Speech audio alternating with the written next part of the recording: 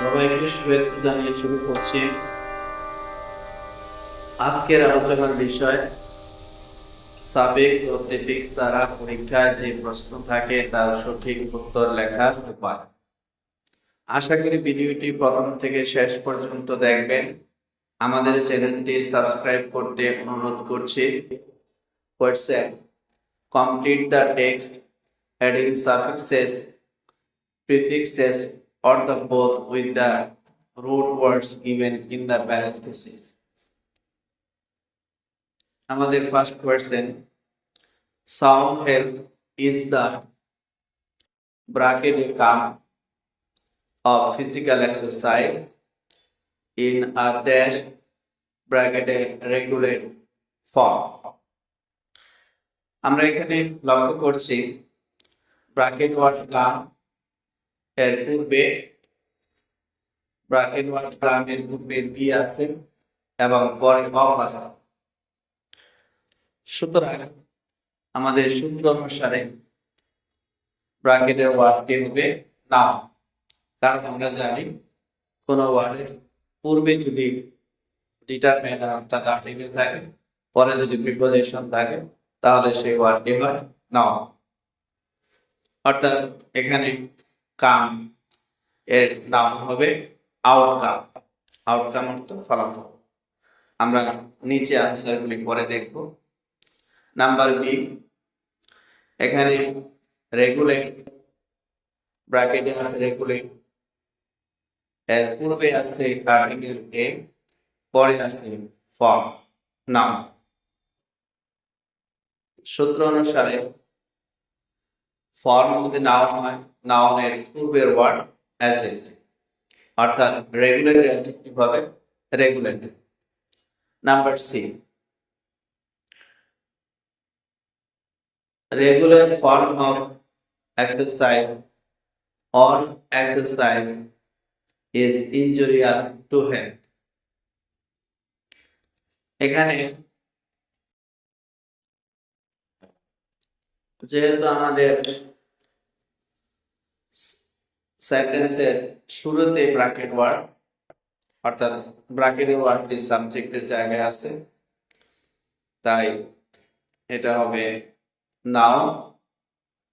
এখানে ডি নাম্বারে এক্সারসাইজ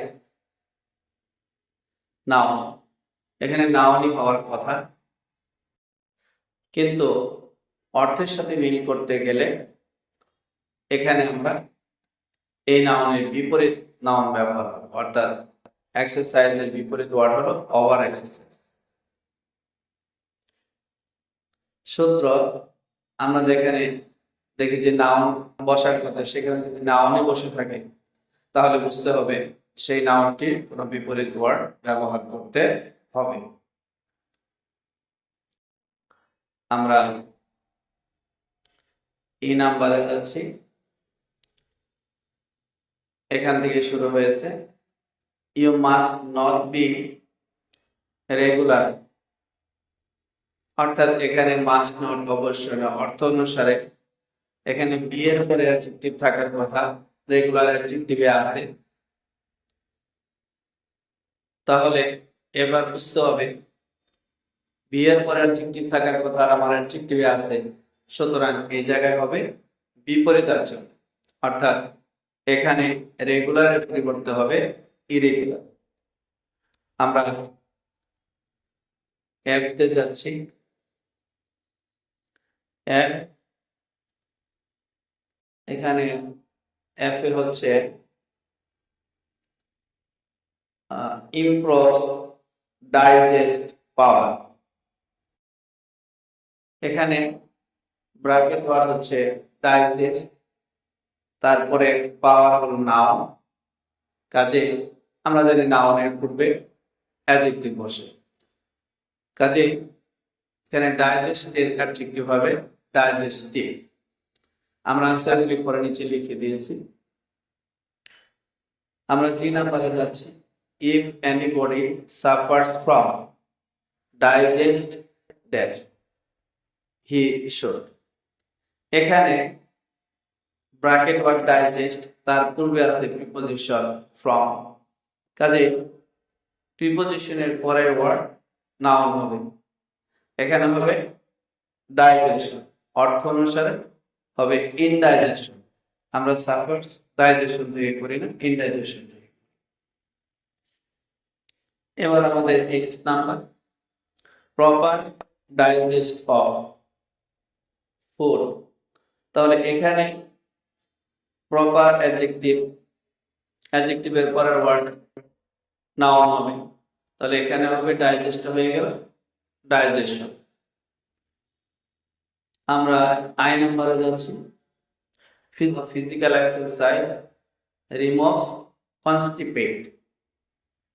তাহলে এখানে রিমুভস হলো ট্রানজিটিভ ভার্ব। আমরা জানি ট্রানজিটিভ ভার্বের